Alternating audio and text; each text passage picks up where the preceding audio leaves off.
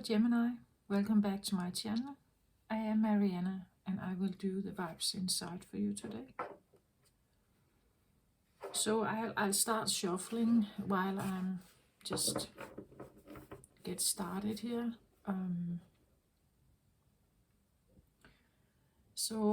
Gemini, you are an air sign and you are represented by the twins, the duality. You're not the only one, right? There are several who has these back and forth energies. The talkative, curious, social sign, I believe.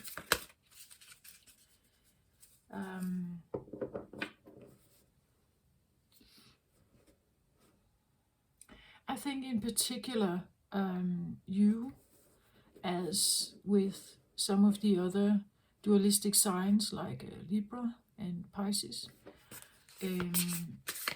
you have, and well, there are several, actually I feel like many of them do have the duality thing going on, but in particular we know it with you, Gemini.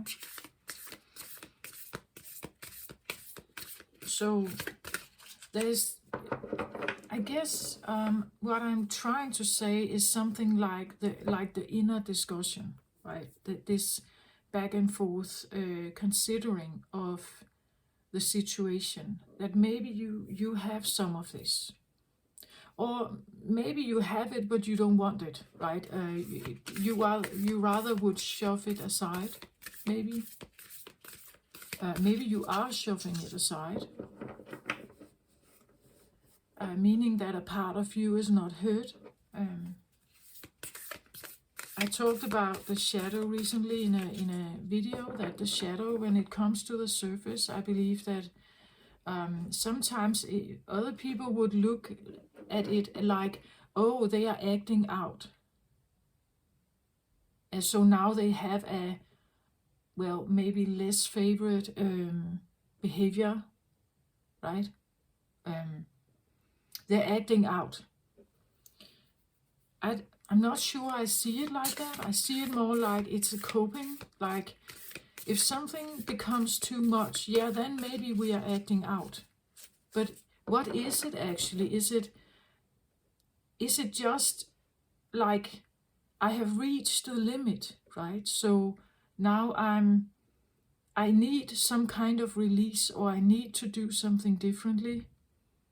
Otherwise, I can't cope with whatever I'm in, right? So now I'm behaving differently. I say something else.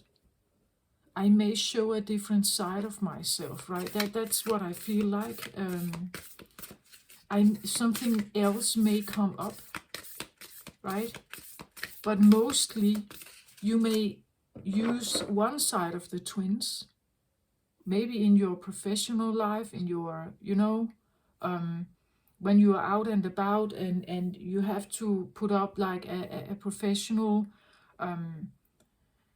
healthy or good, happy, smiling, maybe social and all this stuff, kind of appearance.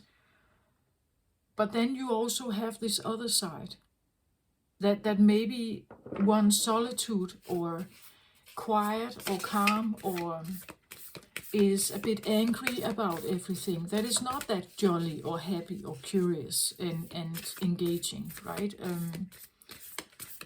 So I just feel like the shadow is not necessary. I see it as a friend. It's actually a part of you that is trying to be heard also, because something is ignored, right? I believe most of us, we try to put the happy good face on most of the time, because that's what is desired, right? That's what the world likes. But I'm not sure it always is something that on the, like, beneath the surface. I'm not sure that it's something that we can keep up all the time. And well, my spiritual journey has been a lot about balancing stuff, balancing everything in my life, I think.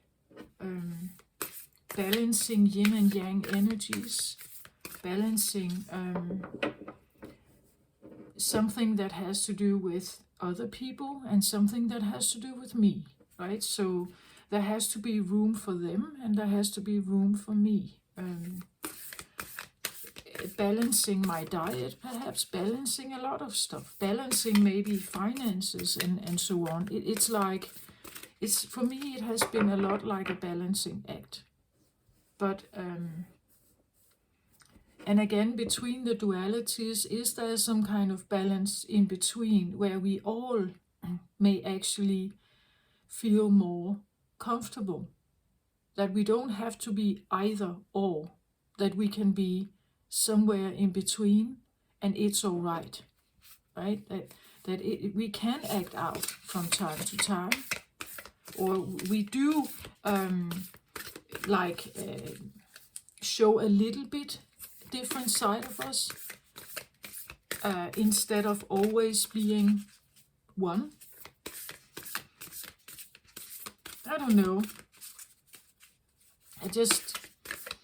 That has been a lot what is going on in me, like claiming that a part of me actually needs to be heard or voiced also. If you tend to see my readings here, maybe you have something like that going on as well in your life. I know that a particular part of me has been totally ignored, and I'm trying to figure out how to maybe hear it a little more and listen to it and claim it also, because it is a part of me and I'm not supposed to hide it. So I actually also believe that if you, and maybe now I'm quoting Tigger Swan, but she said in a video something like,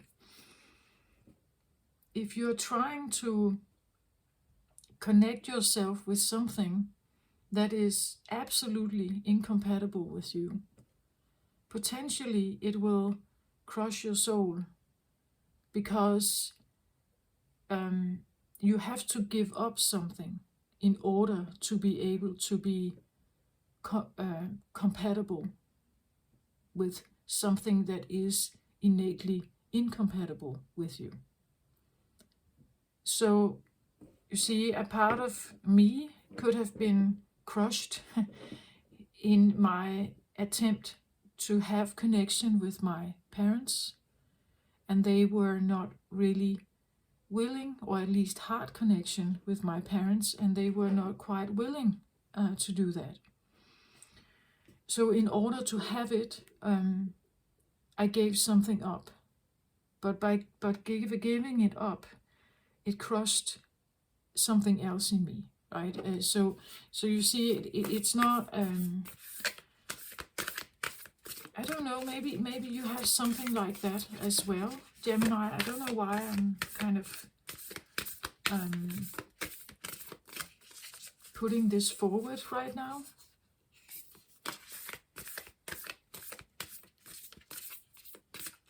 Yeah, that's what I feel like.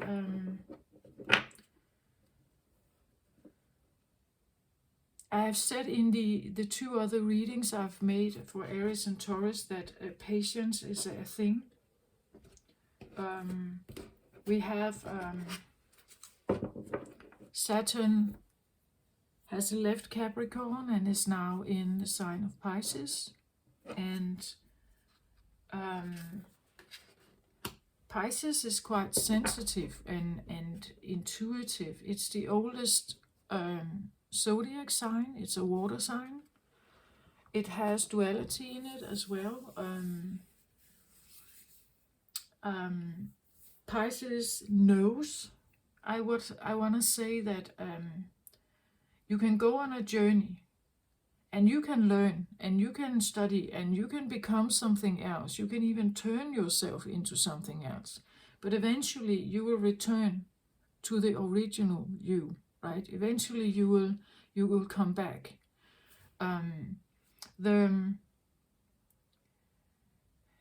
We could see it as if a soul is incarnating, it has an imprint.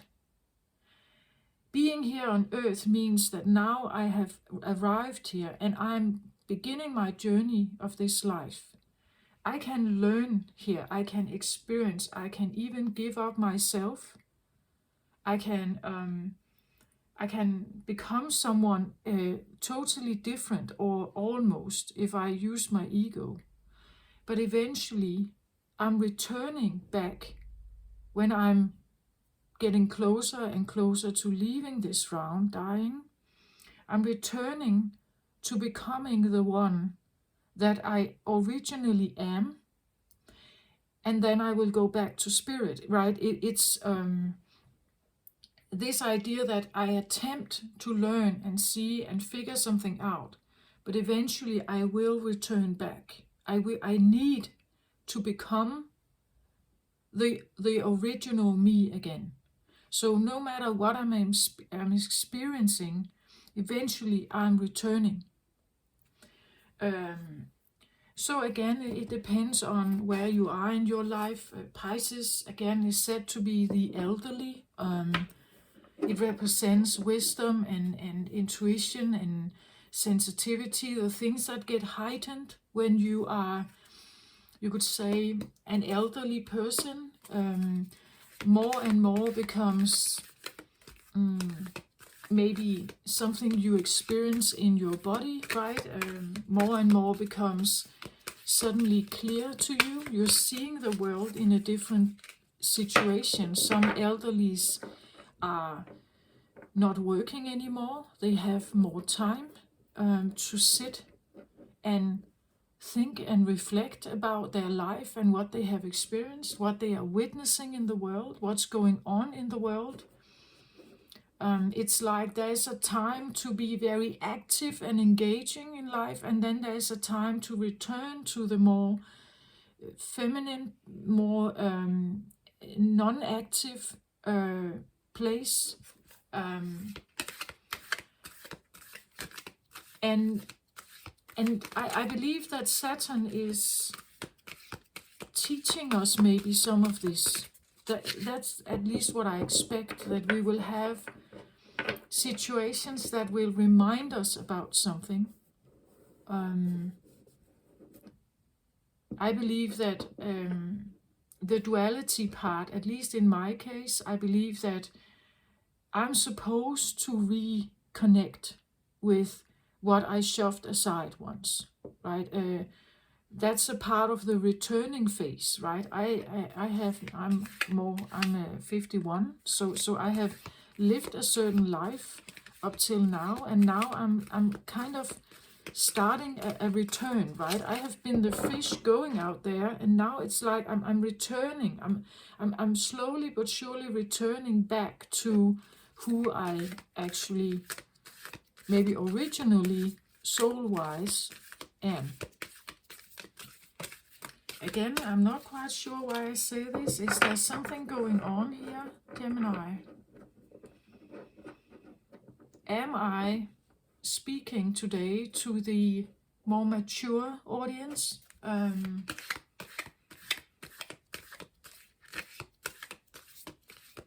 not quite sure, but I feel like at least Saturn is here. So again, Saturn is the great teacher.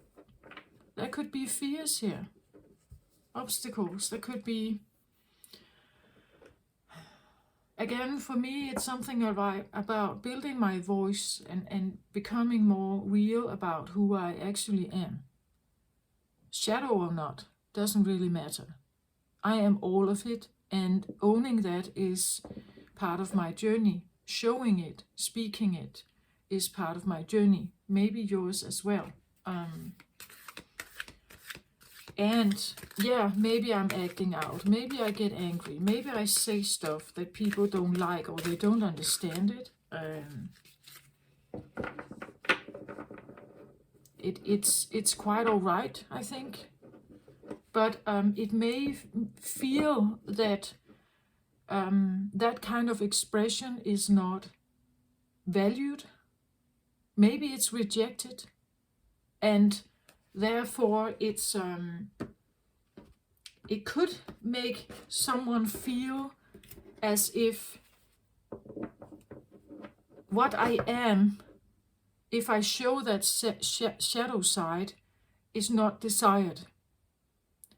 Well, it depends on who is surrounding you, right? Maybe those who are around you are not liking it because they like the old version of you. The old version, or the one twin of you, is the one that they connect with. They don't like the other side, right? Necessarily, maybe if you haven't shown it much, they don't really like it. They like the other one better.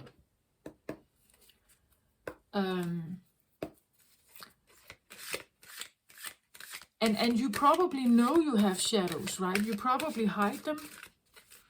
And maybe there are certain people where you can show them. And then there is another group of people where you cannot show it. For instance, when you are working, maybe, or you are in a professional setting, maybe, you cannot necessarily show it. Or you may feel you cannot show it. And then there is, if you are lucky, a friend group or some person where you can actually show the shadow, right? And they will not leave you. They will not run away. They will not say goodbye. They will not dismiss you or criticize you, right?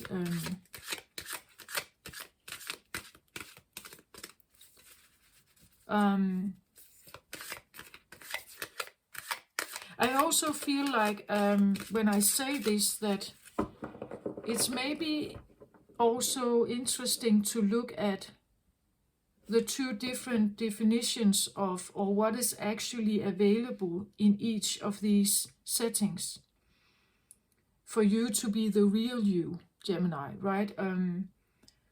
Because if you are in a so-called professional setting, and there are some expectations to your behavior, maybe your appearance, your look,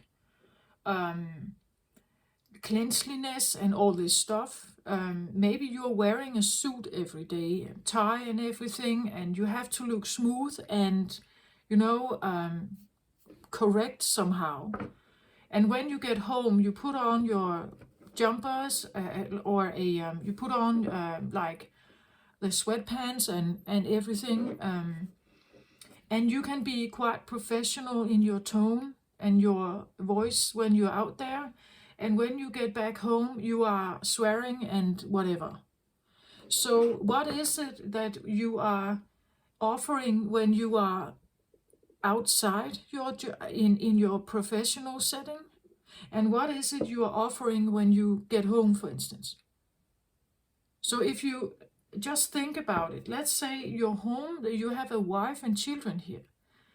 If you get home and you put on the sweatpants and you swear or whatever, and you let some of maybe the frustrations from the ordinary professional life, the things you couldn't say, the things you couldn't show, you let it out when you get home.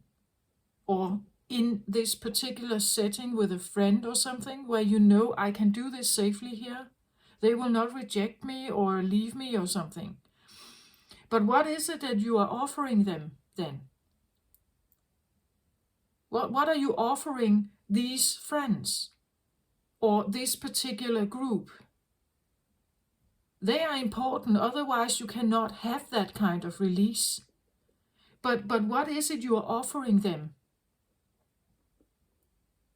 That's why I feel like we need to find the balance in between, because the ones who are always getting the more maybe the wilder or more aggressive side of you, perhaps, is, or more frustrated or irritated or whatever, if they are constantly only hearing this,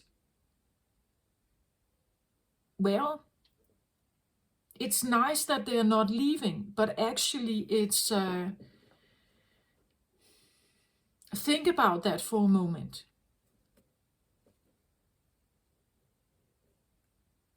What is that like, right, for them to be around you if that's what's happening? We can see it in a different way. Let's say that when you are in a professional setting, you feel part of a hierarchy and you are not at the top, meaning that you have others here who can boss you around. And when you get home, maybe you're the one bossing around. So what is it that you are offering this particular side? What part of you are you offering? And what part are you offering over here? Is this a more, I wouldn't say submissive, but at least cooperative and professional you? And when you get home, is there some, or another place, a group of people, a club or something, where here you are letting everything out? You know? Like, and when you let everything out here, what is it that is here?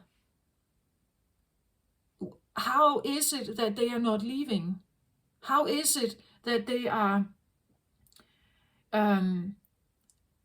what defines this relationship?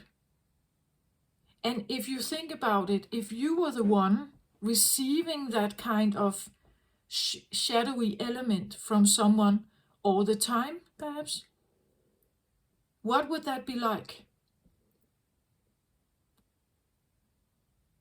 What would that be like? If someone comes home from work and all they do is blame or criticize or demeanor or like throw their frustration in your face, right? They don't look nice for you. They put on the sweatpants, right? They take the beer and sit in front of the telly, right? You know, if that's the only thing you're offering, or the other way around, if that's the only thing you get when someone comes home, why are you staying there? And if you're the other one, why is this you're offering? Should be well, it's nice that they're not running away from you. But wouldn't it be more fair that you were somewhere in between here? That you could offer them a listening ear also, that you would accept that they also have a place where they may be able to show their frustration, where they may be able to put on the sweatpants, where they may be able to, you know, like, I don't know why, I'm not quite sure why I say this. It's just, when we act out of the shadow or the frustration and the feelings that we have somehow been under pressure, or we couldn't be our real self, then when we are in a place that is safe, we will be ourselves with all that comes. It's just there is someone here who is receiving some of this.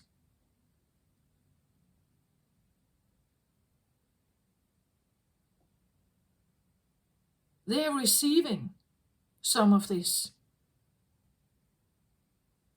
What would that be like if you're the one receiving this?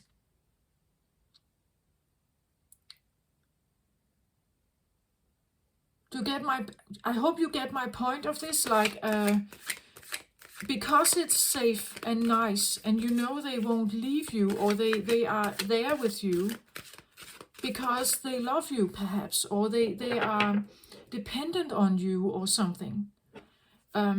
Maybe, again, you are maybe taking out the world on someone. You're just releasing some of your frustration, but there is a recipient here. Someone is receiving this.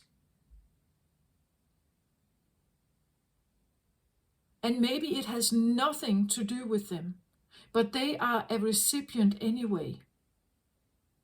Maybe because they can't leave. Maybe this is your children, right? Maybe it's a wife. They can't just, especially if they have their heart connected, right? They can't just leave, right? They want to stay there. They want to be there with you.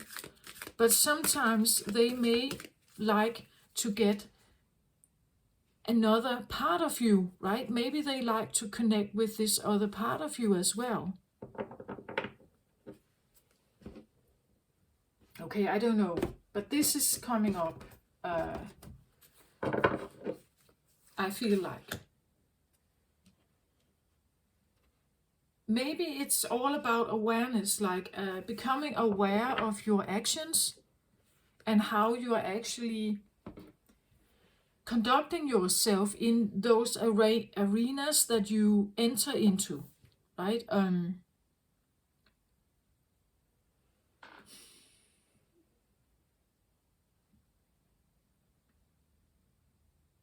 Take it how it resonates. Maybe you, but there is usually a place where we feel more safe. I have worked with children, small children. That was my professional life. And one thing that we could see time after time is that if the children are not feeling safe at home with their parents, the acting out usually comes in school or in kindergarten or something, because it's more safe here than it is at home.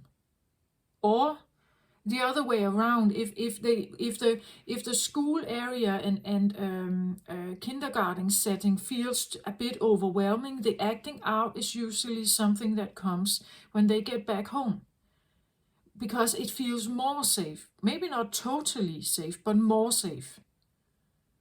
Someone will catch me here. Someone will help me. The place where you feel more safe, loved, appreciated, maybe even adored, or the place you feel more safe could usually be where you actually let some of your ugh out. Because here I know that I will not be judged. Here I know that they love me. Here I know that they are willing to listen. Here I know they are here and want to help me. Right? But I'm just saying that, could it be possible that someone in this group over time becomes too full of the anguish and could they be almost, I want to say, dried out? Could they be used up? Their affection, their devotion, their love, could you imagine that this could be used up? Like, to a certain extent you can be devoted. To a certain extent, eventually, if you only get, like the negative, some kind of negativity or something, would it be fair to say that eventually someone can't deal with that anymore? Eventually they would need a break. Eventually they are saying no to that. Eventually they don't want to be part of that anymore. Maybe they would rather be your colleague, actually, because here you are acting differently. And everybody likes you here, right? Everybody likes you because you are friendly. You're open, you listen, you're not criticizing, you're holding all of that back. And when you get home then, or in the club, or, with the guys or something, then you let some of this out. But would it be fair to say, especially if this person over here has nothing to do with what you experienced during your day, they didn't cause it, the frustration, they didn't do any, would it be fair to say that if they left, it would be understandable?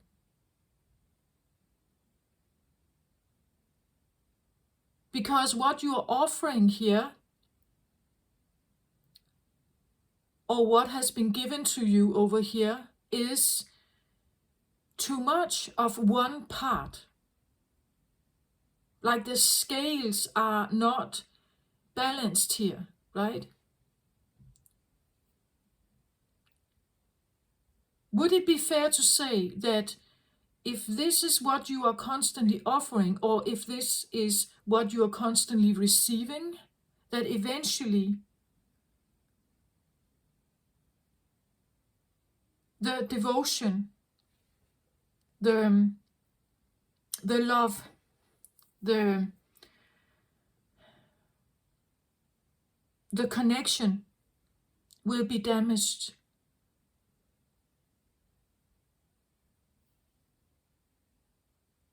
That's what I don't know why, well, that's what I feel like I want to say. I hope, put it into your situation if you feel like this. I'm really not trying to criticize you or anything. I'm trying to point out something. If you think about it, resonates somehow. Let's say you did have a partner and they left. Why did they leave? Did they tell you? Or were they just drained, like dried out like a raisin? There's no more moisture, no more life fertility here. There's no more engaging, no devotion left. Because a person here also needs nurture, right? They need to also feel nurtured by something. If all they get is the sweatpants and the swearing and the cursing and the whatever, would it be fair to say that eventually maybe they are giving up? They leave.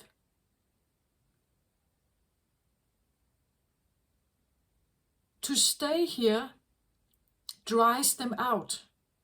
To stay here is abusive. To stay in that kind of relationship is a self-sabotaging act. They should leave, right?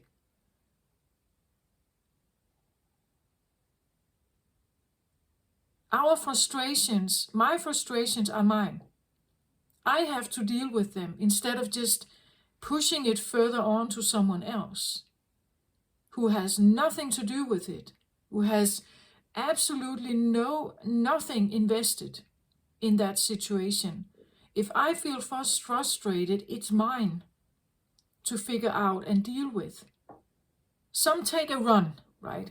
Some are biking 40 kilometers. Some go boxing, right? Some go do some kind of gym training or something, right?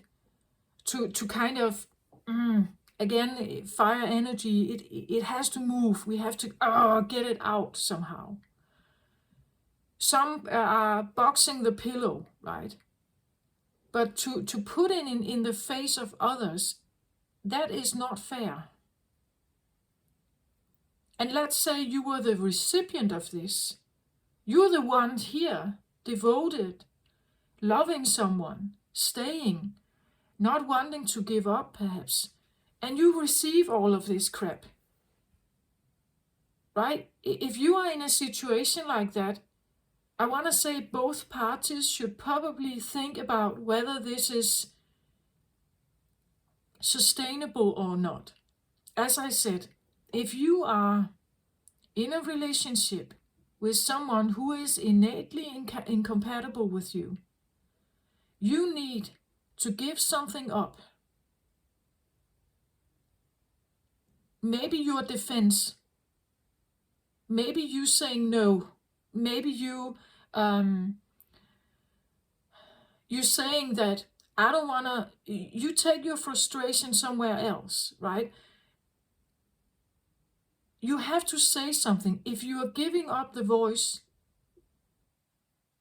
to be in a relationship where you are with someone who is innately incompatible with you, you crush your soul.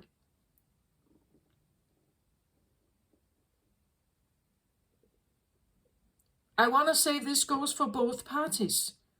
If you are in a job here where you feel like you can't be like more in between, maybe this situation is not right for you, right? If it was right for you, you would be able to show both parts of you, right? You would be able to be honest. And when you come home, you wouldn't have the need to like pour out something. On the other hand, those who stay here, who may be loving you, devoting to you, and married to you, and so on, if they were able to speak up and put up the boundary and say, well, this is your frustration, take it somewhere else, right? It has nothing to do with me. I don't want to have this. You were forced to somehow go somewhere else with it. But it would be more fair. That's what I say. It would be more balanced. So, when we are seeking relief or safety, we just have to know that if someone is present there, a person, a child, a dog, an animal, they are now the recipient of something. You're the sender and someone is the recipient. But it doesn't mean that they have to put up with it. It doesn't mean that they are like just some kind of dustbin, right? Or some kind of crab eater, right? The more they have to deal with this, the more energy it may take from them. It's not nurturing them, right? How could this in any way be nurturing? It can't.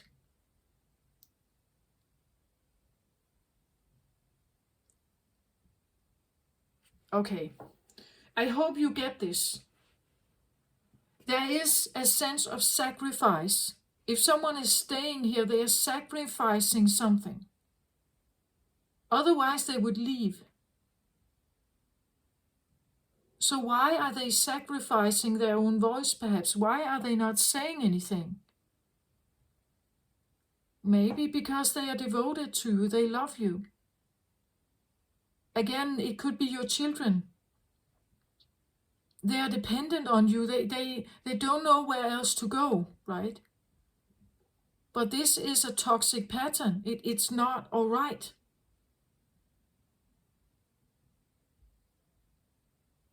Okay. Now, enough of that. But this is what I don't know. But this is, it's very strong energy here. Someone can become fed up. The batteries are used up. They have tried to stay, perhaps,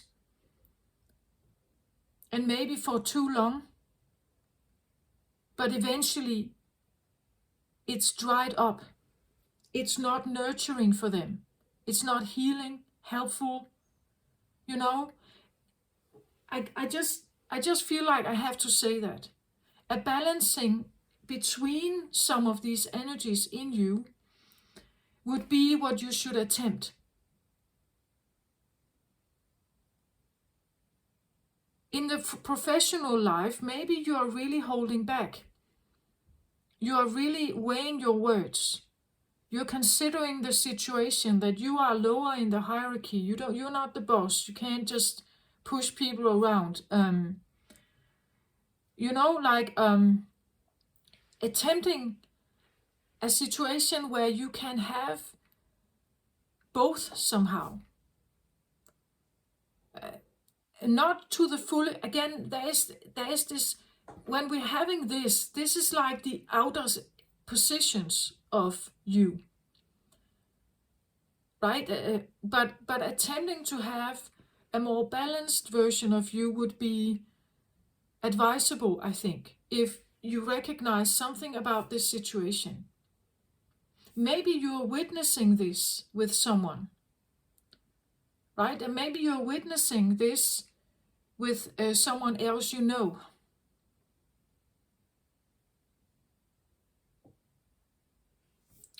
Okay, let's have I want the cards out here.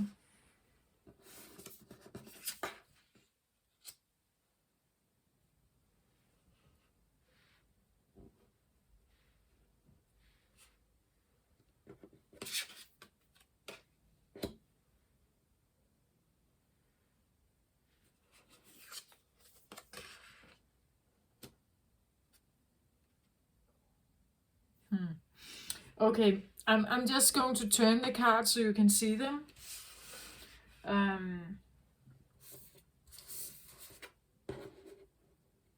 Well, actually they are like this, or at least when I look at them, they are like this.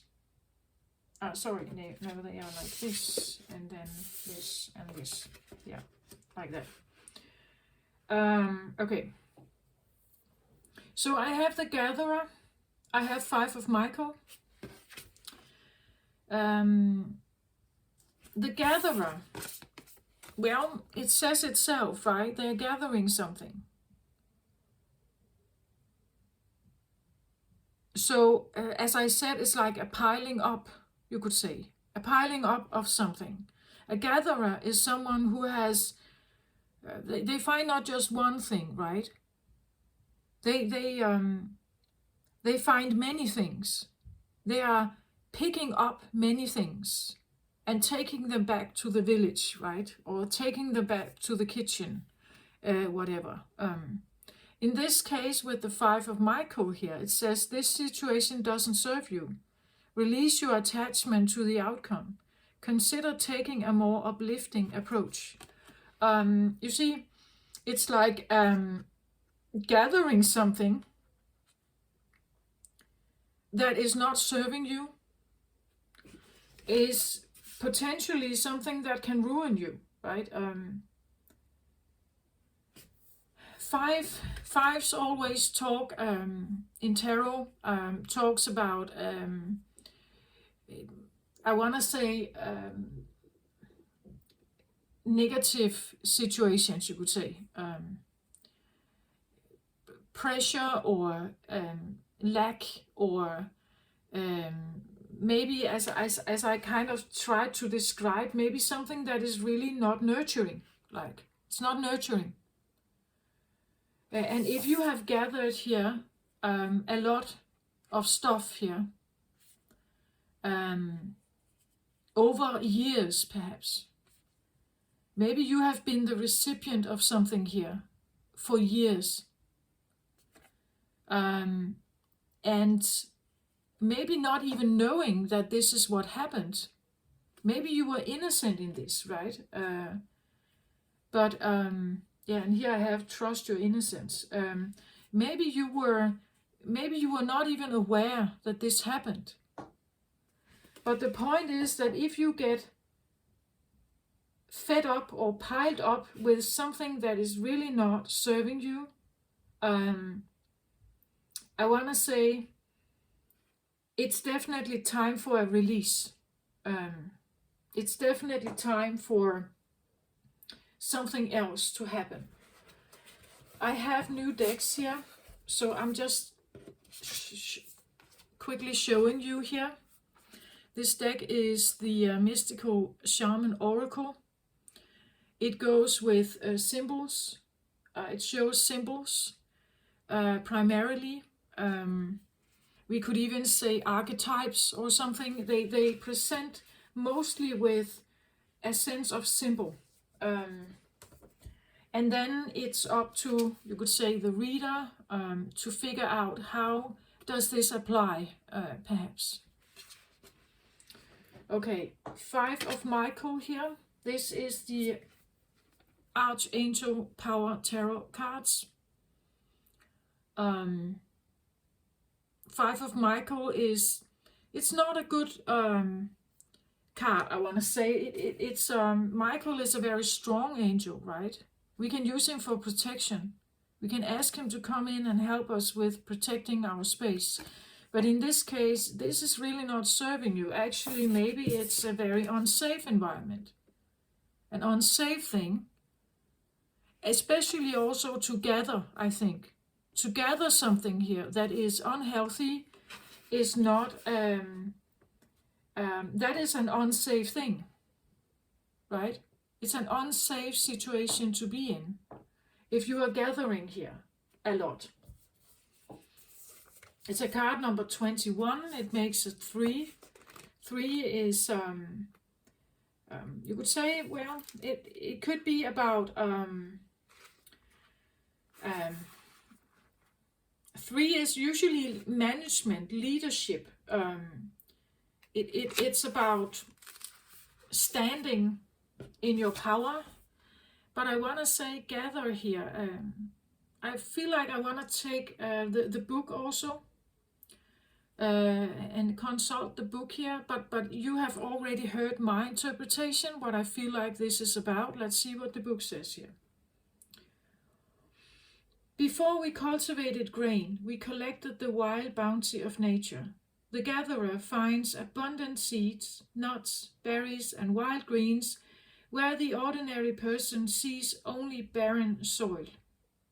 The gatherer is the provider, the forager, and the gardener who collects roots and vegetables for the long winter when game is scarce.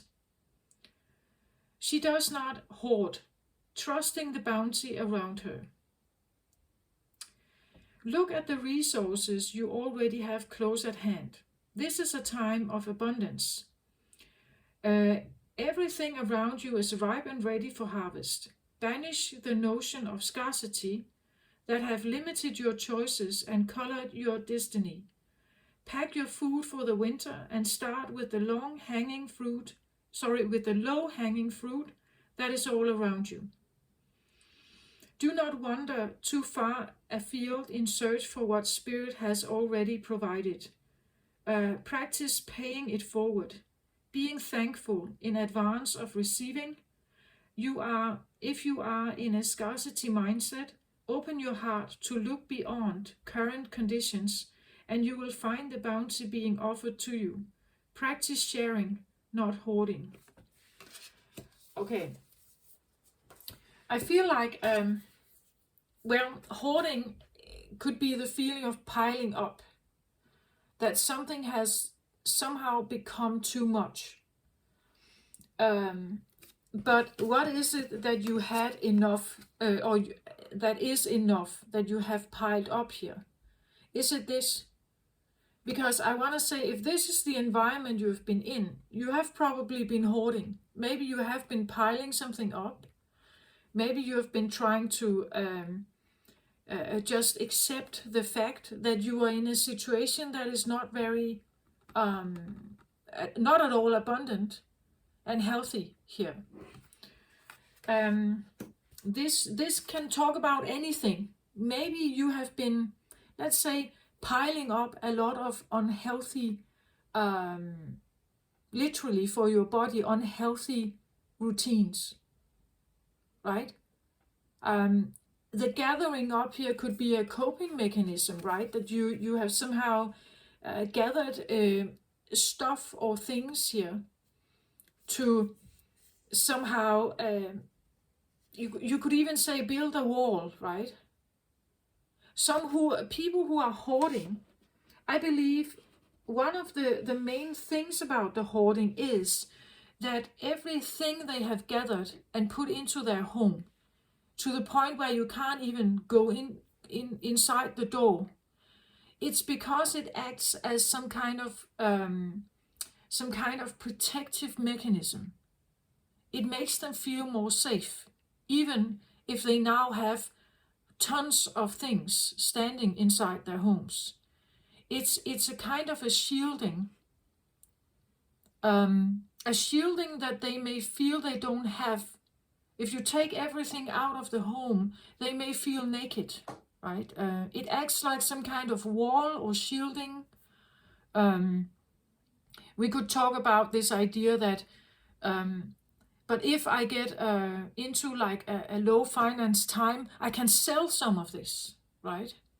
So it also acts as some kind of protective, maybe not always a bit fantastical or an illusion that you can sell all of this. Maybe it's not even worth anything. But the point is that it gives the person a feeling of safety somehow. So if I gather a lot of stuff around me, you could say I believe even for some it is putting on a weight. The weight, the bigger body somehow acts as a protective shield. So take this how it resonates for you, right? But the point is that whatever is here, it seems like something abundant is actually here. But as long as you stay with this, it's really not helping you. It's probably just drawing you back in. And I feel like the piling up here is it has to do with, well, maybe a feeling of needing to protect yourself, but also or I have no choice. I just have to put up with this. Maybe I have to put up with this. But why? Because the reason for staying in whatever abusive relationship with a bully, perhaps, the reason for staying may have to do with a lack of self-confidence, that you can stand on your own 2 feet, that you can be your own person, that you need someone to be there, that you're dependent on them, like the child, right? Maybe it was like this. As a child, you were this. It just got piled up, right? You couldn't escape it. You had to stay in it. It became a hoarding almost, an energetic overload or something. And it was not positive here. I feel like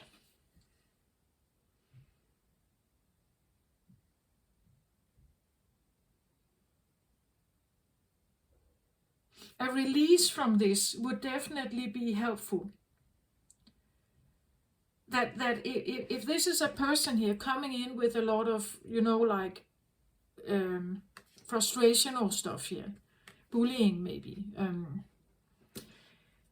I want to say, first of all, they have no right to do that. If you are the recipient of some of this, the recipient of someone bullying you, it's abuse. But you have to ask yourself, if you are this one, you have to ask yourself why you put up with it. Why am I not saying no? Why am I not leaving? Why do I stay in this? Right? Why do I do that? We could even say the gather here could even be the abuser, right? As I said, when you are out and about in your professional life, you have to hold back. You can't just curse at your customers, right? So maybe that's the gatherer here. That when you are out and about and you are looking for abundant seeds or sales or something out there, customers, maybe you are gathering sales, but you are also gathering something else. the frustration that you can't be honest, that you feel you may need to wear a mask or so. And then when you get home, it has to kind of get a release. It's a blue card here, so it definitely has to do with maybe communication, the way you think, right? Again, release the attachment to the outcome. If you are fearing that you have to leave a job here and then you don't have the money or something to pay your bills, what is most important for you? What is most important? A more balanced you, or these constant like shifting between some part of you and another part of you? A rehearsed part of you and a frustrated self you, right? This is, wouldn't it be more satisfying to somehow be able to be all, the whole you, right?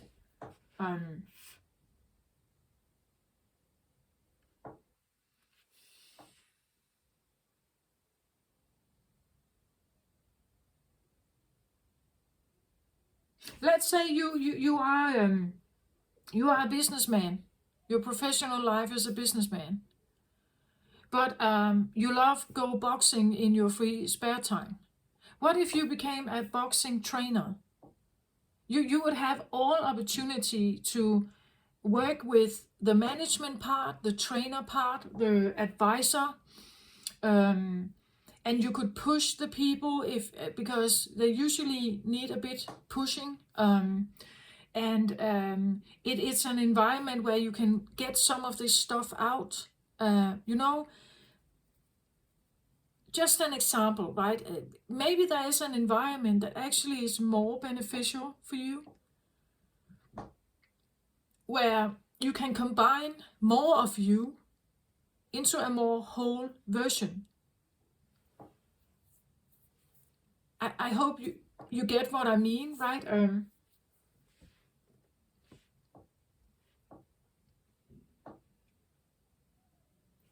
You can reverse, I think, like I think that both in both situation something is gathered or projected or something. Here there is a holding back, here there is a projection, and someone is a recipient of this. Out here there is also a recipient. It's the customer or the client or something. They receive a version of you, they see a version of you here. And if they like you, they will probably buy your product and so on. And you can sell whatever you need to sell. And then you go home, right? But there could be a built-up frustration about this kind of customer, how stubborn they are, or how arrogant they are, or whatever. And you had to kind of pinpoint your way around them, right? To make the sale go through. You see my point? And then when you get home, it's like, then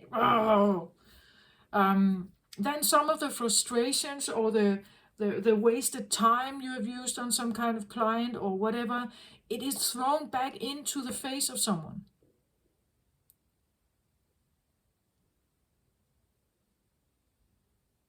And maybe there could be a better way, right?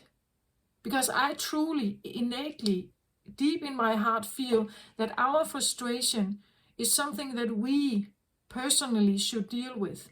It shouldn't just be projected onto someone else, but this is done widely over the world. And we're not even thinking about it.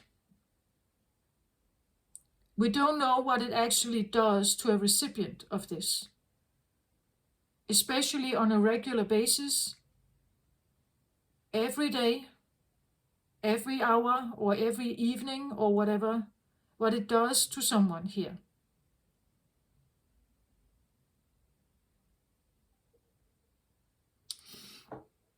Okay, so I have Trust Your Innocence here. The next card out, this is from the Beyond Lemuria here, Oracle cards.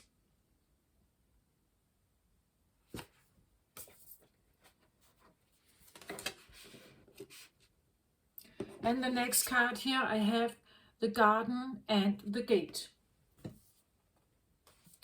And this card is from the Energy Oracle cards here.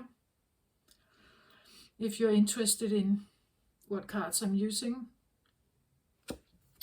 So, trust your innocence and the Garden and the Gate. So, here I feel like with the trusting your innocence,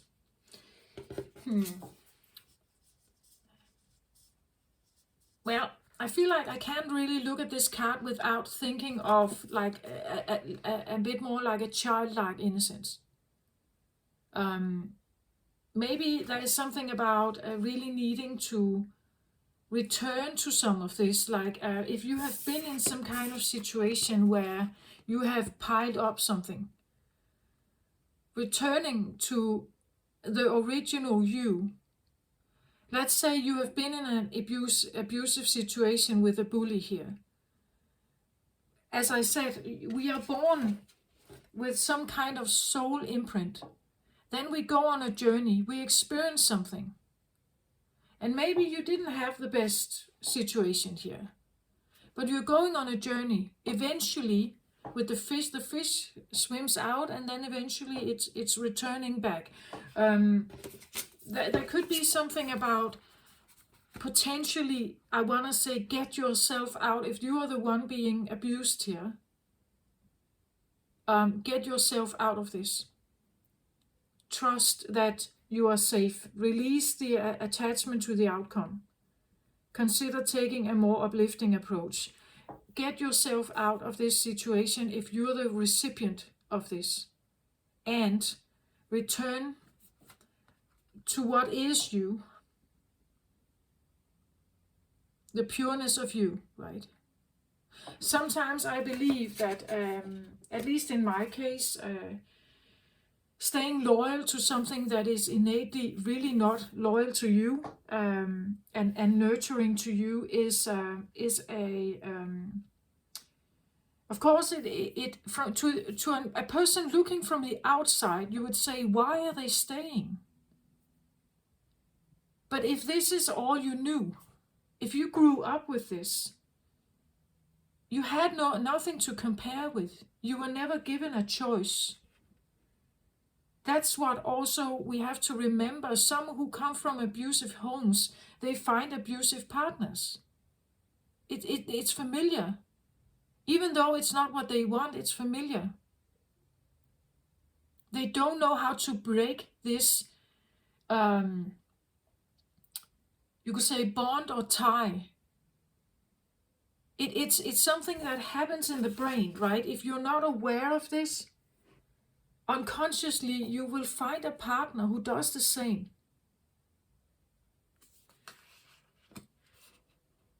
And well, it's said, scientists believe that we are controlled by the subconscious mind 95% of the time. 95% of the time it's the subconscious mind that is ruling our choices. To change some of this, you have to break out of this. Like really not, it's a situation that is not serving you. You have to break out of it. And change your thought patterns, but this can be a longer journey of realizing that I have let myself right back into the hook, right? I found someone who is exactly the same as before, or it resembles something from my childhood, maybe.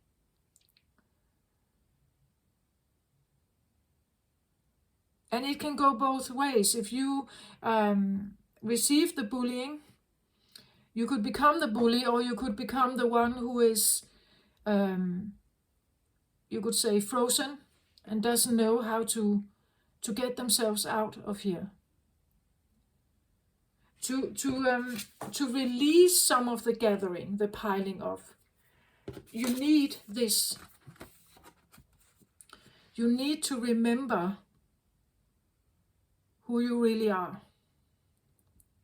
You need to return to this. As I said, sometimes I feel like some of those who stay in these relationships, including myself, I just wasn't aware of it at that point. It's because they are innately healers. Innately here, they are healers. They believe in the light, in the purity, the love, the devotion. They believe that if I'm just devoted enough, they will feel better. I can help them. I can save them maybe. But you're not supposed to save anyone. If you help someone, if you are a doctor or so, well, you have chosen that profession somehow. But you're not supposed to help others get rid of their frustrations here. Staying in an abusive relationship, you're not saving anyone. Maybe you're giving someone a relief here of their feelings, but now you have them and they're piling up. You need to return to your innocence. Who are you underneath all this clutter here, underneath all that kind of clutter and piling up? Who were you originally underneath everything? Who were you before you met that person, or before when you incarnated here? Who were you, right? What is this innocence here? And if you're dealing with a person here who is bullying you, you become very much aware of the garden and the gate.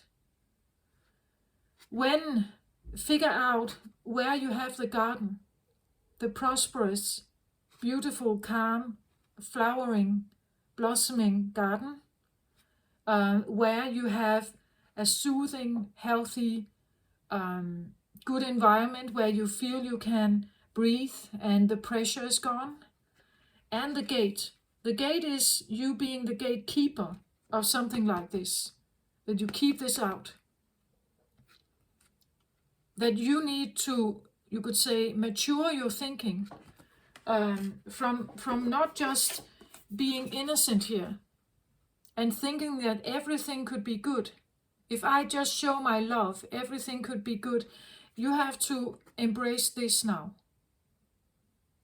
Yeah, in the garden, you can use this all you want. At the gate, you are not using this. You are not showing people that you do have a pure good heart here. You're not showing them. You're showing them the door, right? If they don't treat you right, you're showing them the door. But in order to do that, you have to figure out what is precious about you. What is of absolute beauty here. When you see this in yourself, you will know that nobody should ever bully this. When you find this in yourself, the beauty in this, you will realize that nobody should ever criticize this, demeanor it, or even taking it for granted. This is something that is, I want to say, the precious in you. Something that is, again, the innocence here, that can be a very forgiving soul here. And that is also why you may have been staying. But it's hurting you, or it's hurting the one you're with. You are hurting this.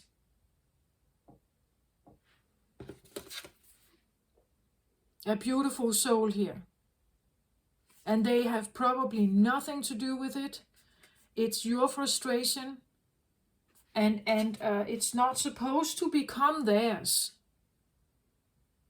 They have to learn to decipher when to open the gate and be devoted and beautiful and loving, and when to close it and say, no, this is not for me. This is actually yours. You deal with it yourself. I I keep my precious safe here. My life, my light and devotion and love should be given to someone who is caring. And I close my gate when someone is not. Do you get my point of that? I hope you get that.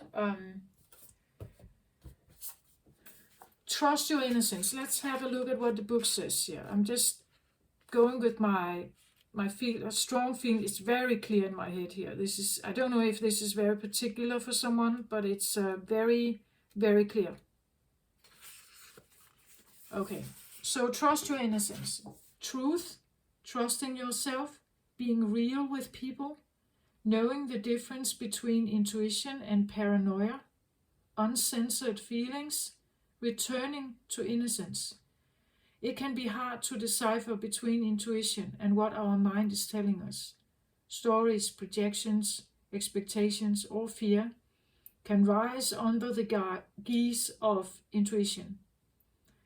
To distinguish truthful inner guidance from paranoia, we must return to innocence, to our purest essence.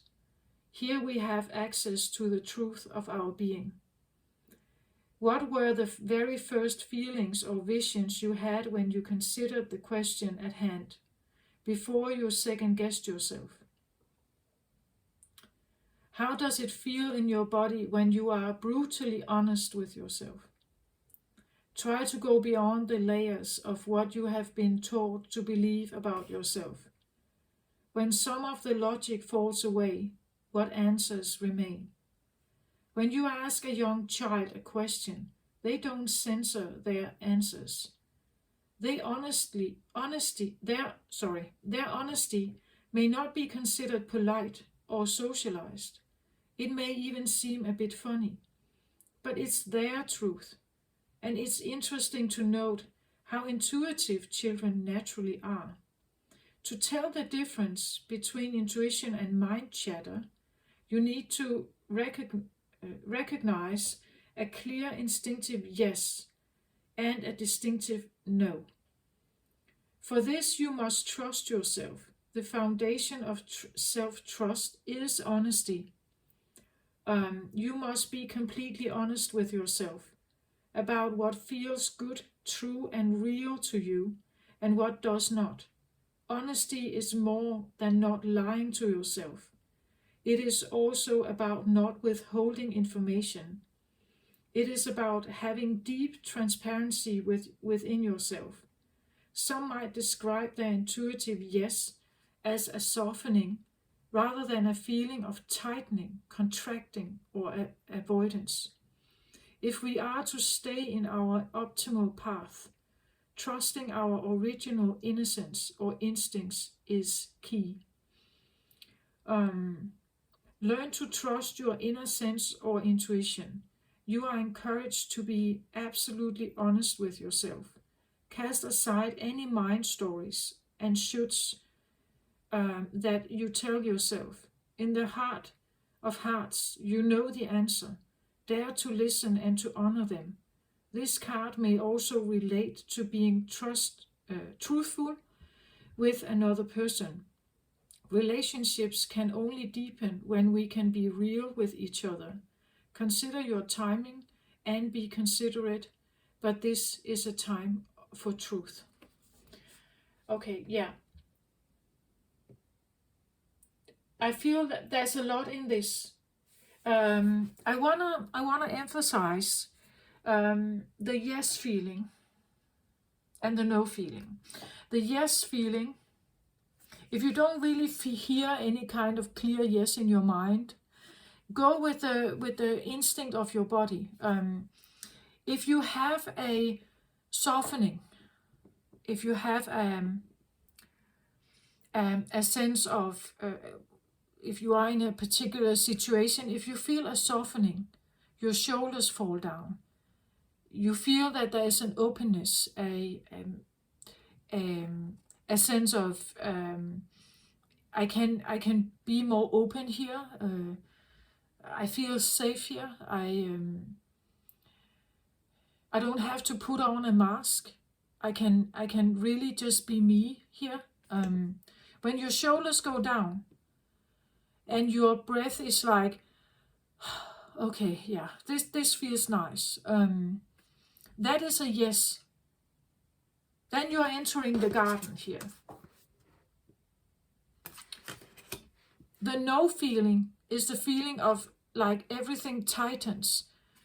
You want to avoid something. Your body is telling you this very clearly. It wants to avoid a situation. It wants to there is a sense of pressure, a tightening, maybe even a feeling of, like particular parts of your body, like your throat or something, feels like there's a lump in the throat. You become more alert in your body. That is a clear no, right? So you have to go and trust your gut feeling, I want to say. The gut feeling has to do with earlier experiences. The body in itself is all about, you could say, memories. But there could be good memories and less good memories. So if you are in an abusive relationship here, I want to say you definitely have to feel into your body. When you are surrounded by someone here, how do they make you feel? Do you become alert? Are you defensive? Are you closing your heart? Are you trying to, sit in the corner and just wear it out somehow? Are you becoming unhappy? When they are around, do you feel that everything tightens up? You can't really relax. And when they go out the door, do you feel like, oh, that was actually a relief? Now I know that they will not be back until 3 o'clock.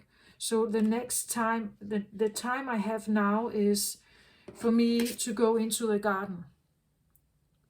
And when they come back, I feel the gate, right? I really don't want to be engaged with someone. I really don't want to be engaged. So I have the garden where I open up my senses, perhaps my heart, my love, my everything. And then I have the garden where the gate where I close the door to my heart chakra, right?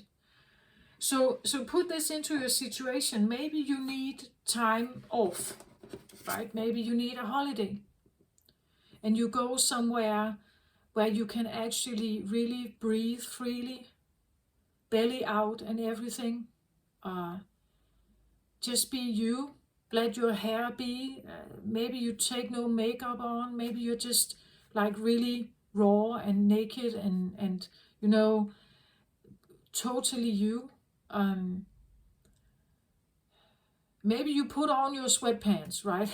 but the point is that it's there should be places or situations or people where you can let your belly out. You don't have to dress up. You don't have to speak in a certain manner. You can actually just be who you are. The interests you have, you can share them without people rolling their eyes or judging you, right? Find places or situations, clubs or hobbies or people here that feels like the garden.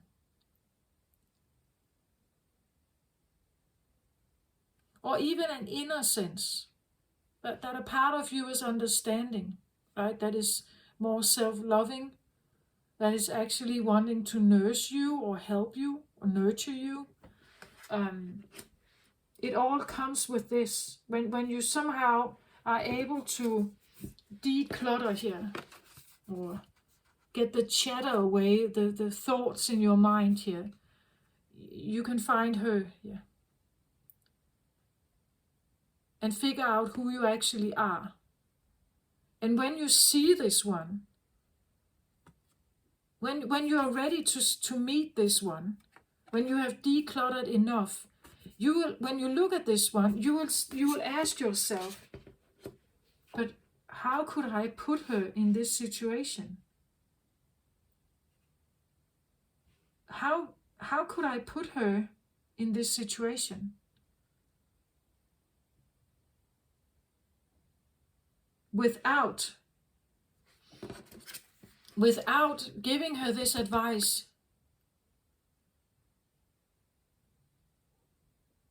Right? Without giving her this advice, how could I put her in this situation? How could I put me in this situation?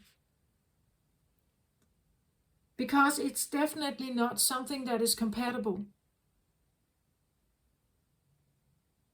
You probably have to dim something here to be around this person. Maybe they are trying to dim something in you here by bullying or by projecting, all their stuff here.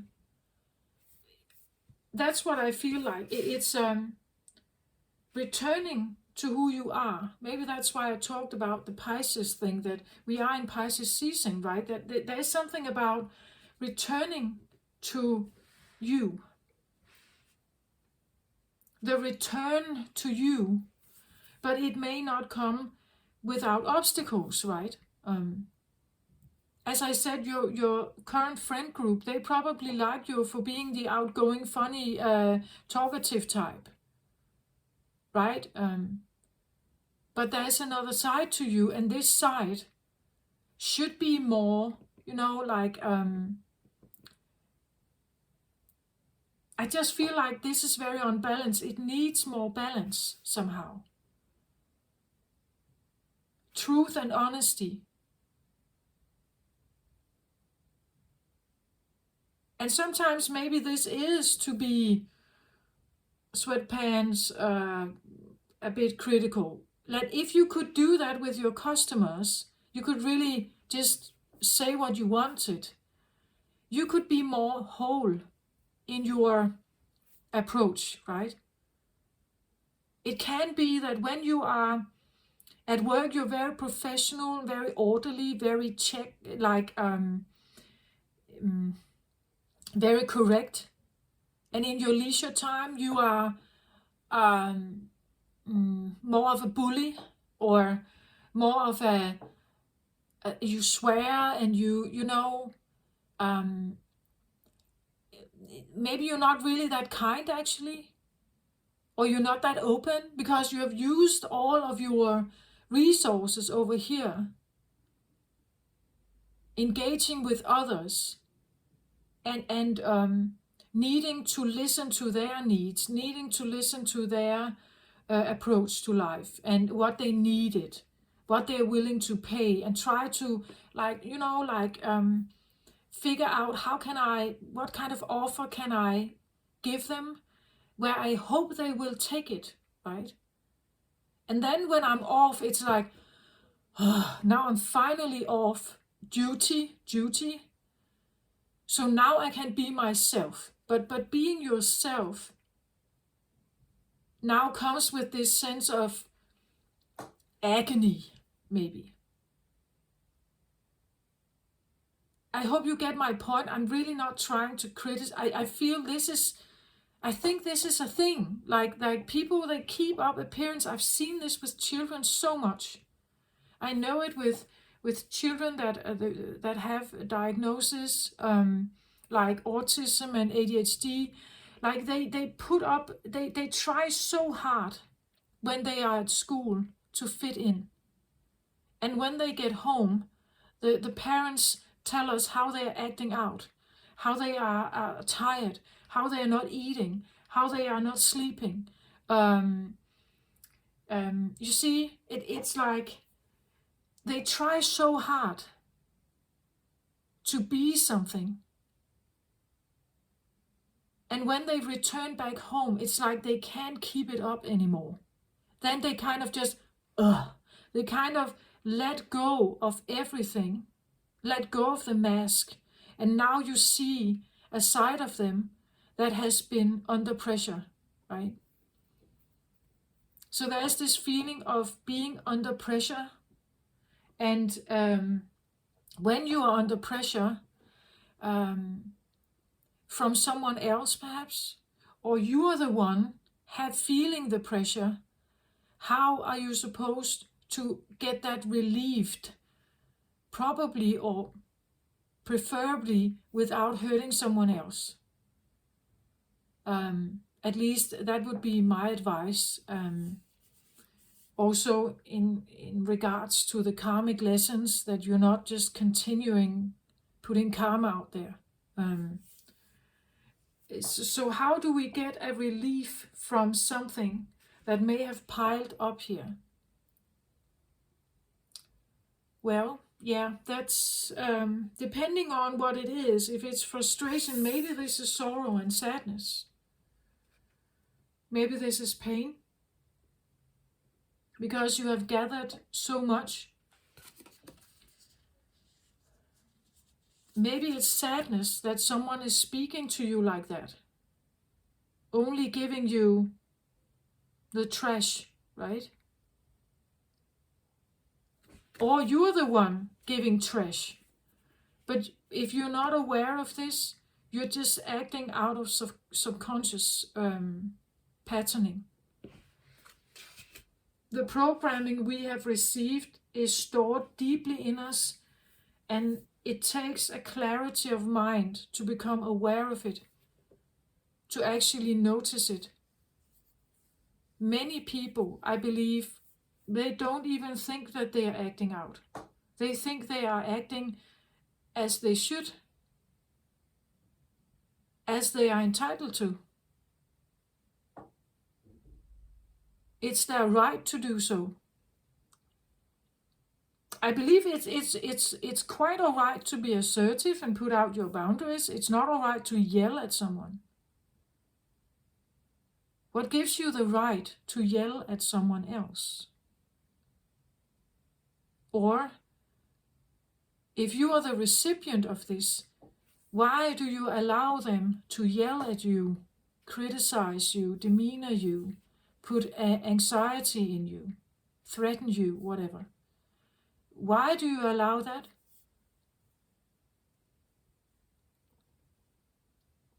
These are tough questions, right? But it's a part of an awakening process, at least for someone here. Maybe you are in a process where you are, sometimes you may be the recipient, and sometimes you're the bully. You see, usually frustration is just passed on. The fire goes from one to another. This one gets a relief, now it's here. Now they just go and yell at the children then. And the children, they take it to kindergarten and bully someone there. It's just like a chain reaction. Because fire needs to go somewhere. And for a gatherer here, it can only you can only contain a certain amount of this. Then eventually you are filled up, you're piled up, your batteries are low, you can't gather anymore. There is not room for anymore. That's why we need to return. We need to get some of all this clutter away here. Return to who you actually am here. In my case, this is very difficult because I don't really know what this is. Well, I know now the purity of this, but I don't know. I know her innate beingness, but I don't know her attitudes. I don't know her. I know a little about her worldview. So her values. I don't know. It's like she has never been given that voice. So she's not used to expressing herself, really. I know the innate beingness of this one.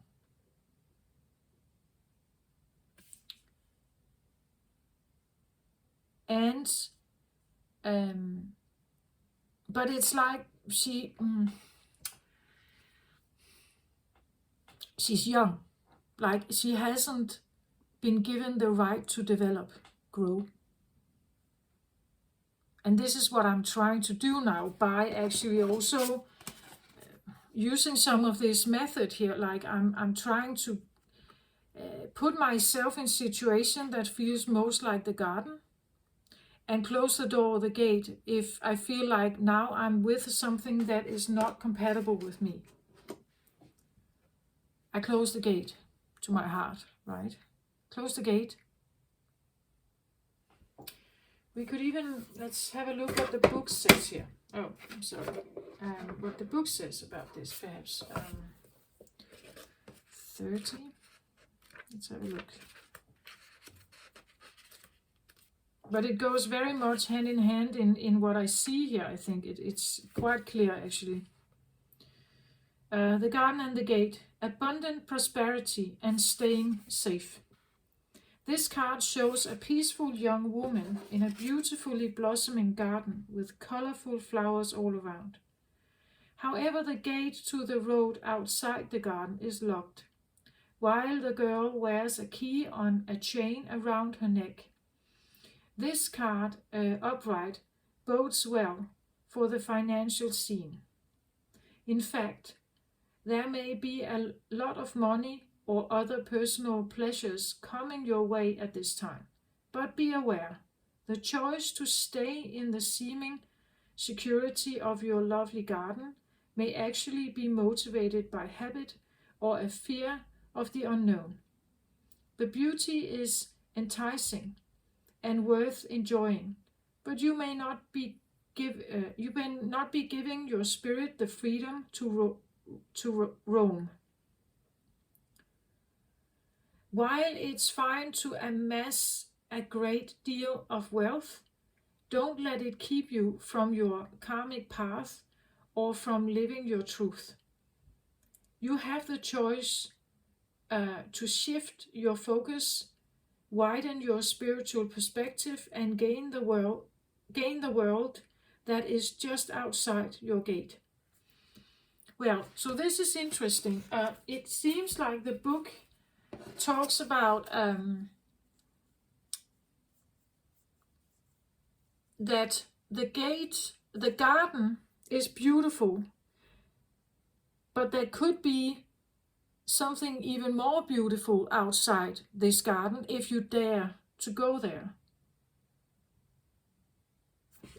This could talk about that you have accepted the garden as it is, and the garden has a certain, you could say, size perhaps, but maybe you could have an even bigger garden.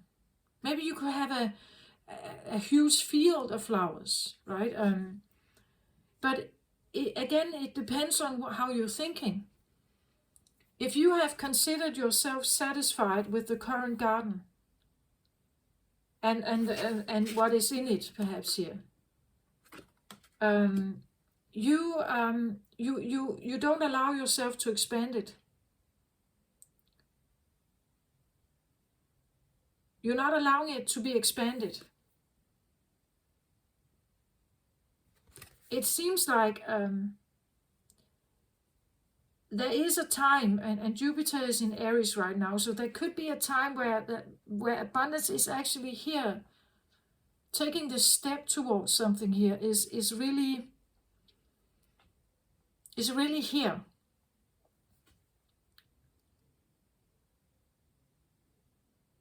But we have to dare it, right? We have to dare it. I still feel, though, that if I'm opening this gate, if this is a bit of a protective mechanism, the gate here, I'm protecting myself because I don't know exactly what's out there. I'd rather stay in my safe little pool here, my little puddle pool here, and I know what I have. I don't know what I get, or I will have. So I've closed the gate a little bit here because this feels more safe, even though it may not be it at all, right? Even though it may not be it at all here. I'd rather hoard or live in the. I mean, this is what you're used to, right? Living in the lack. And also like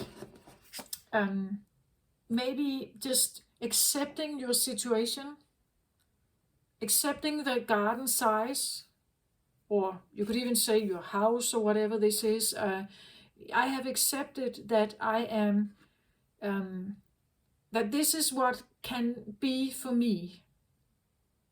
Opening this gate could mean that I get literally, like opening the gate could mean a flood. It could mean that I get overwhelmed by something. Maybe it means that that I can't close it again, right? Opening the gate could be like a synonym of opening your heart. And if you open your heart, you become more receptive. But if I become more receptive, how is it going to, what if I get this? What if this is what comes to me? I would rather not have that. I would rather just have whatever I can muster here of flowers, or I have accepted the scene. Opening the gate may mean that I'm daring something now. Maybe you don't feel prepared to do that yet. It just seems like the card wants you to say that that it seems like if you know your innocence here, or if you know that returning to who you are, to the truth, your honesty, the honest version of you, and daring to do something that is actually in harmony with this, that would probably be the best or abundant advice. And it may mean that you have to open the gate. But again, what are you opening your gate to? That's also what I feel like. That there's a potential for this, right? That if you open your heart again and you wanna maybe find a new partner or something, what if I just find someone like this again?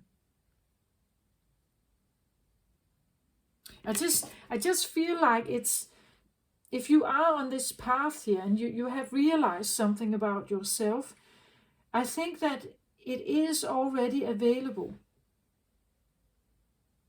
You just have to trust it. And again, trust your body feelings, right? If it makes you say, yes, I actually feel like I can relax here, then it may be for you, right? But every person out there, that it will not be so that you can meet someone new and everything is constantly amazing. It cannot be. They will have ups and downs. They will have things they go through. But you, again, you can put up assertive boundaries and say, well, I see that you're struggling with something, but I really feel like this is something you have to deal with. I'm not able to help you with this at this point in time, right?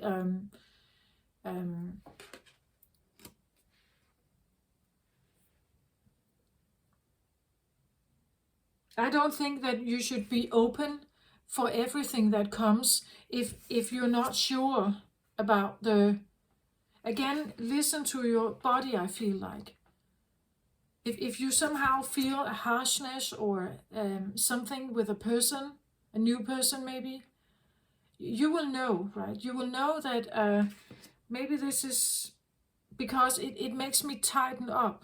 I feel I can't be calm and just relaxed.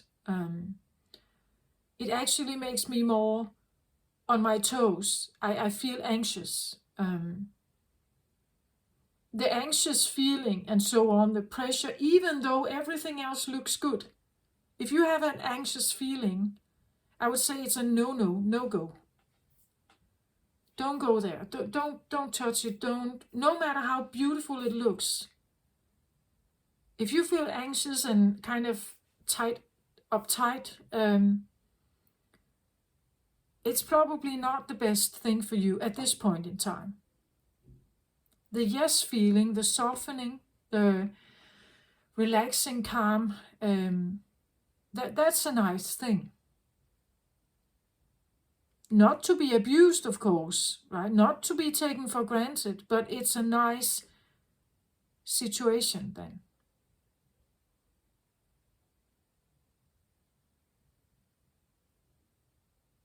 And then I want to say, add a little fairness into the situation here. Try to see things from more than only your own perspective. And if you are the one feeling bullied or something here, that you have gathered a lot of clutter or information, or like if you are the gatherer of criticism or paranoia or something here, it affects you. It affects the way you're thinking, how you perceive the world and others here. There's something about, you have gathered something here. It could be abundant. It could be beautiful seeds. But what if they are actually rotten seeds here?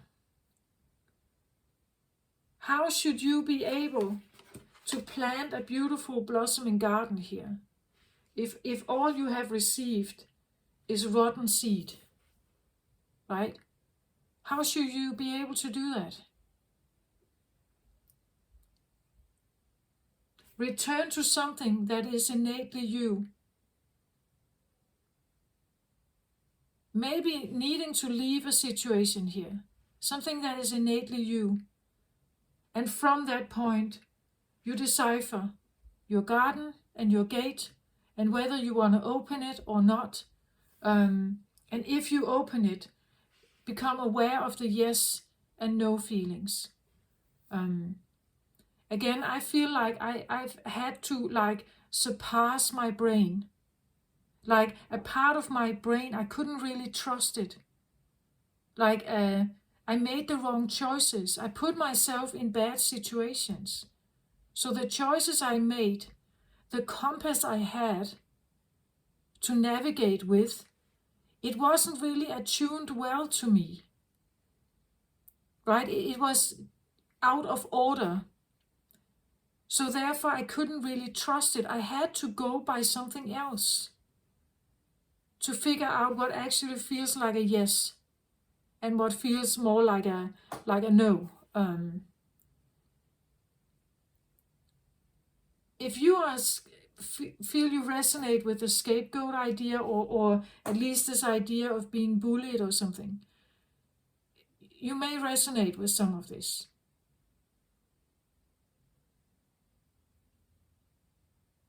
But just know that your subconscious may be running everything, your fears, your paranoias, but at the same time, there is something familiar with something that is bullying or dysfunctional, and you can find yourself being drawn into those situations again and again and again, being something that you are not, or becoming something that you are not.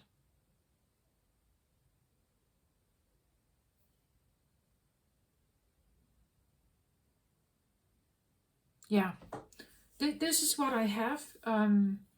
I feel actually it was a very strong sense of feeling.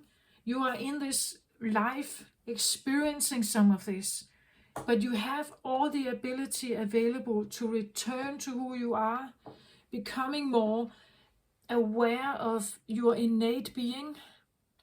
And from that standpoint, you now make new choices. That's what I feel like. It's definitely here for you. But when you have gathered so much here of something, or maybe put up with something, or you were dependent on a situation, but it left you with all of this, coming from some kind of source here, a person, a parent, something, to become more aligned with yourself. It's it's time to really embrace. Look at these two. They are very different, right?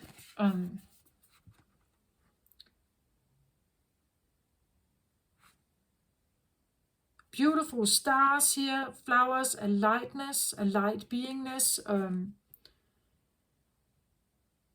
This feels very earthy, very tangible, like, well, it's a shaman card, so of course it has more fruit and food-like stuff in it, birds and stuff. But the point is that maybe you're not even like this. The hoarding is not you, right? Or this idea of piling something up in you is also not you. It's making you heavy, dense and heavy, maybe ill. A release of some of this would make you lighter, more flowy, more, yeah. And I want to say also higher frequency here. Denser, lower frequency, higher frequency here. Easier, lighter, easier movable. Yeah, it's like the density here could literally make your body slow, like you can't move fast. Maybe you have some kind of illness here, right? You can't move fast. Maybe you have high blood pressure or like heart condition or something. It's dense, it's heavy, it's and here you have a more fluffy, free flowing easiness, lighter being, a lighter beingness to it that flows more easy. It's flexible. Yeah, it flows much easier, moves much easier. There is less pressure on, let's say, your organs or your body, and that may feel like a more healthy state of being for you. Again, the hoarding could be that you have gained a lot of weight, but actually the weight is, well, it could be a feeling of a protective mechanism, but at the same time, it's actually putting a lot of pressure on your physical beings, your heart, your organs, and so on. The gatherer can be a gatherer of like bad habits, eating too much, drinking too much, gambling too much. That you have now gathered several ways of acting or being, but it's actually harming you. You're doing it to protect yourself or numb yourself, perhaps, but you're actually hurting yourself. Okay, take that how it resonates. May not be for all of you. I feel actually it's a rather specific, realization or observation, and maybe it's not for all of you. I hope it resonates with some of you out there, or at least you can take something from this. What I'm saying, I'm really not trying to judge anyone. But the spiritual awakening journey is about realizations. Realizations about your choices, realizations about, and also decisions, like choices and decisions. You're the one choosing to drink. You're the one choosing to gamble. You're the one choosing to eat that much. Right? You're the one doing that. Why are you doing it if you know it's not healthy? If you know it's immature? It's because you're hurting. Something is hurting you. Otherwise you would have done it.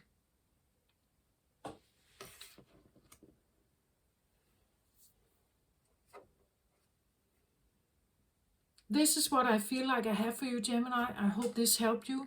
Take very good care of yourself out there. Love and light to you. Bye-bye.